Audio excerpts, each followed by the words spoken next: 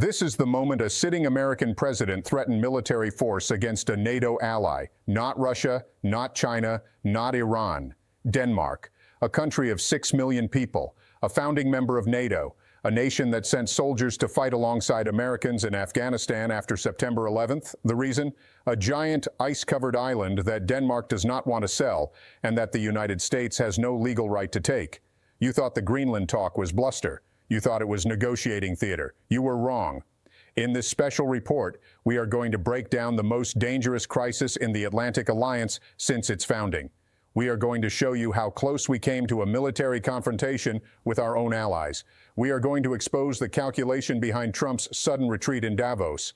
And we are going to explain why the damage is done even though the immediate crisis has passed. The obsession with Greenland is not new. Trump tried to buy it during his first term. Denmark said no. He canceled a state visit in response. The world laughed. Nobody is laughing now. In December 2025, Trump appointed Jeff Landry as special envoy to Greenland. The role was described as informal and one-sided because Greenland did not want an envoy. Denmark summoned the American ambassador. The foreign minister called Landry's statements completely unacceptable. This was the warm-up. In early January, immediately after the U.S. intervention in Venezuela, White House Deputy Chief of Staff Stephen Miller stated that the United States has the right to take Greenland. The right to take. Not buy, not negotiate for, take. His wife Katie Miller published a map of Greenland covered in the American flag with the word soon. This drew international condemnation but no retraction. The administration was testing boundaries, seeing what they could say, seeing how the world would react. Then came the explicit threat. President Trump was asked directly whether he would use military force to acquire Greenland. He did not say no. He said it might be a choice between preserving NATO and seizing Greenland. He said he no longer felt an obligation to think purely of peace. No longer felt an obligation to think purely of peace. An American president openly contemplating war against an ally over territory they do not wish to sell. In a message to the Norwegian Prime Minister that Trump asked be shared widely with world leaders, he demanded complete and total control of Greenland. He attributed his aggressive stance to not being awarded the Nobel Peace Prize, writing that he no longer feels an obligation to be peaceful. This is not diplomacy. This is not negotiation. This is the language of imperial conquest mixed with personal grievance. On January 17th, Trump announced tariffs on 8 European countries: Denmark, Norway, Sweden, France, Germany, the United Kingdom, the Netherlands, and Finland. 10% starting February 1st, rising to 25% on June 1st. The explicit condition for removing the tariffs was Denmark agreeing to sell Greenland. Think about what this means. Economic warfare against NATO allies as punishment for not surrendering sovereign territory.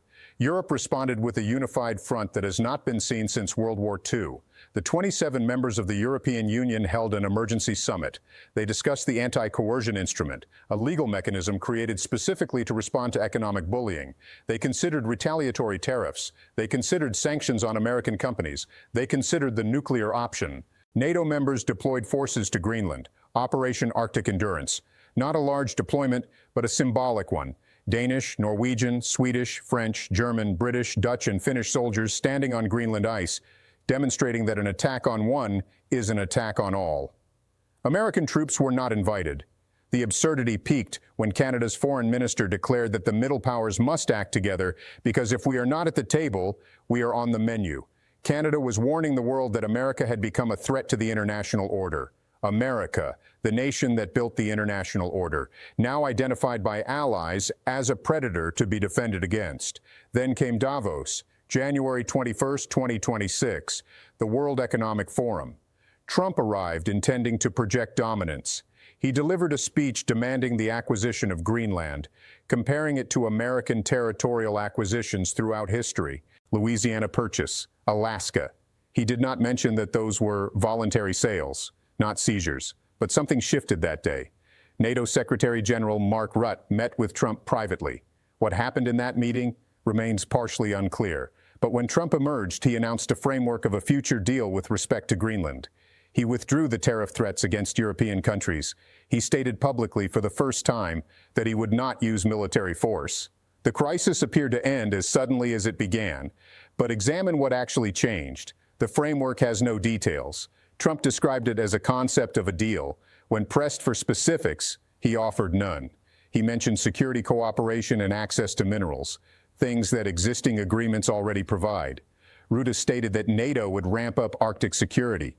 This was already planned before Trump's demands. Danish officials said there have been no direct discussions about granting the U.S. sovereign parcels of land. Greenland's government reiterated that the island is not for sale. Nothing concrete changed. Trump claimed victory. Everyone else claimed he backed down. The immediate crisis passed, but the damage assessment is only beginning.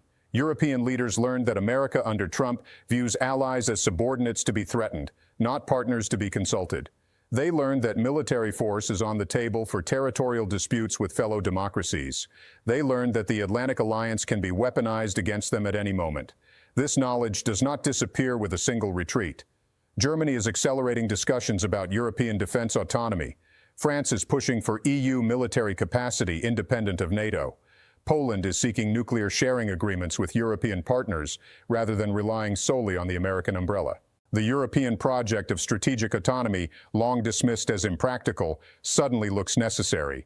When your most powerful ally threatens you with invasion, you need alternatives. The trust that took 80 years to build cannot be restored by one awkward Davos handshake. There is a strategic logic to Trump's Greenland fixation, even if his execution was catastrophic.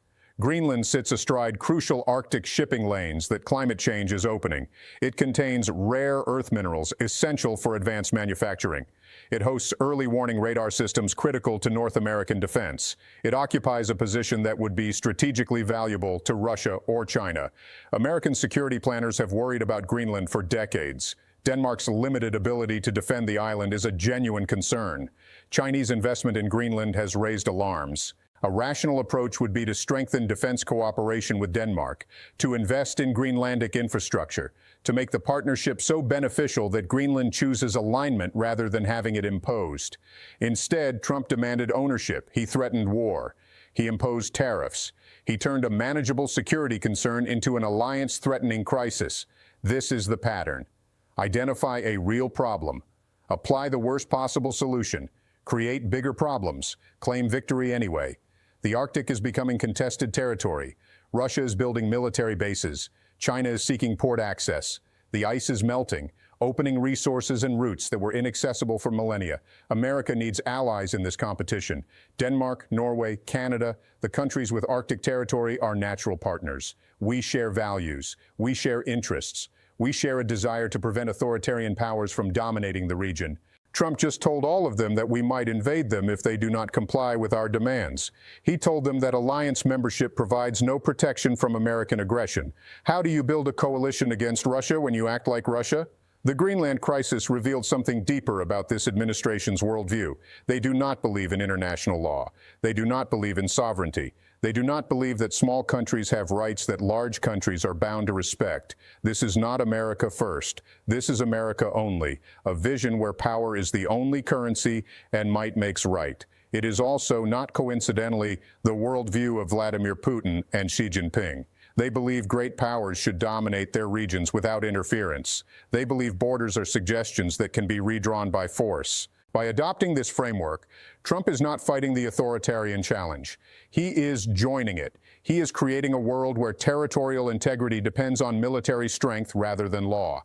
This is the world we spent the 20th century trying to escape. 2 world wars were fought to establish the principle that nations cannot simply take what they want. The United Nations, NATO, the entire architecture of international cooperation was built to prevent a return to great power predation. Trump is demolishing that architecture, not just by withdrawing from treaties or defunding institutions, by demonstrating that America itself no longer believes in the rules it created. When America threatened to invade Denmark, every small country in the world took note. They learned that being an ally provides no security. They learned that sovereignty is conditional.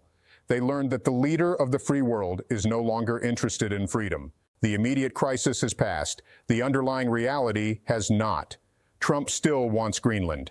He has simply postponed the confrontation.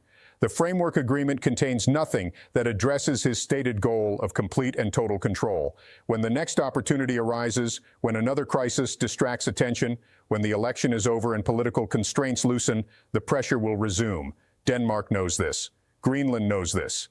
Europe knows this. They are preparing for a world where America is a threat rather than a guarantor. This is the legacy of the Greenland crisis, not the tariffs that were threatened and withdrawn, not the troops that were deployed and stood down, but the revelation that America, the America we thought we knew, is gone. In its place is something older and darker, a great power that views the world as territory to be claimed rather than partners to be respected. The word for this is empire, and empires, history teaches us, do not end well. The Arctic ice is melting. The old certainties are melting with it. And somewhere in Nuuk, Greenland, the capital city that America thought it could simply acquire, people are waking up to a world where their biggest threat wears stars and stripes. We are watching the alliance. We are watching the Arctic. We are watching a superpower that no longer knows what it believes. The framework is signed. The crisis is paused. The damage is permanent.